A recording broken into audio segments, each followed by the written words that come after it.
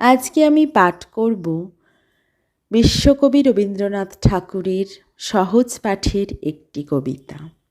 অঞ্জনা নদী তীরে চন্দনী গাঁয়ে, পোড়ো মন্দিরখানা গঞ্জের বাঁয়ে, জীর্ণ ফাটল ধরা এক কোণে তারি, অন্ধ নিয়েছে বাসা কুঞ্জ বিহারী। আত্মীয় কেহ নাই নিকট কি দূর, আছে এক লেজ কাটা ভক্ত কুকুর। আর আছে এক তারা বক্ষেতে ধরে, গুনগুন গান গায় গুঞ্জন স্বরে।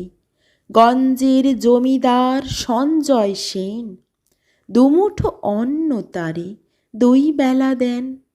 সাতকড়ি ভঞ্জের মস্ত দালান, কুঞ্জ সেখানে করে প্রত্যুষে গান। হরি হরি রব ওঠে অঙ্গন মাঝে, ঝনঝনি ঝনঝনি খঞ্জনি বাজে। ভঞ্জের পিসি তাই সন্তোষ পান, কুঞ্জকে করেছেন কম্বল দান।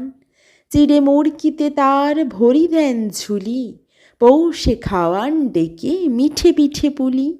আশ্বিনে হাট বসে ভারী ধুম করে, মহাজনী নৌকায় ঘাট যায় ভরে।